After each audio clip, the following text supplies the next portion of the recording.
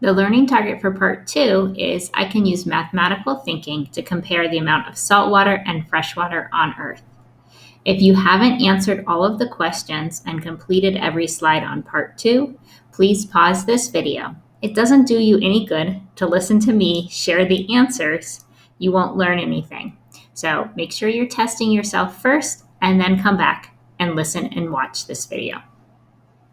Okay, so in part 2, hopefully for the first slide and activity, you noticed that most of Earth's surface is actually covered by water. When I tried this activity, 6 out of 10 times my finger landed in the ocean. So I'd say that more than half of Earth's surface is covered by the ocean.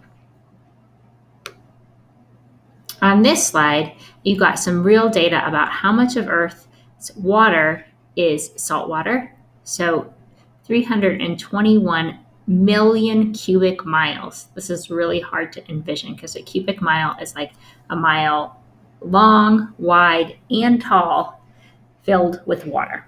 So most of it is saltwater. There's 8 million cubic miles of freshwater on Earth.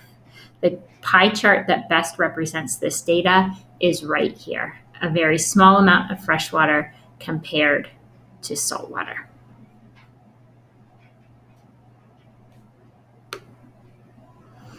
The next slide asks you to make a model that shows the amount of water on Earth. So this model can help us understand how much of the Earth is saltwater, and then how much of the Earth is freshwater, and of that freshwater, how much of it is accessible and usable by people and other animals too. So your chart should look something like this. It doesn't matter if you decided to just do the bottom row as all the freshwater, but the big idea is it's almost all saltwater.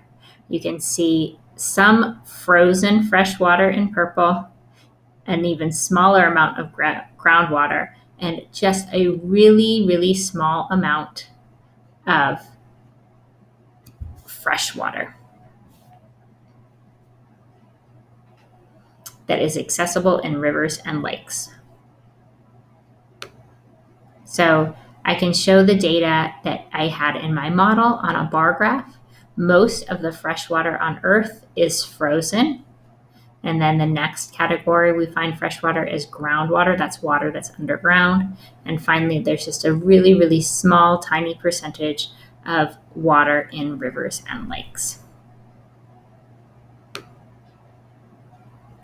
So for this question, hopefully you answered something about the idea that most of the Earth is saltwater, and it's only a very small percentage of water that is actually found in rivers and lakes that we can easily access. Okay, that's all for part 2. I hope that helped you check your answers.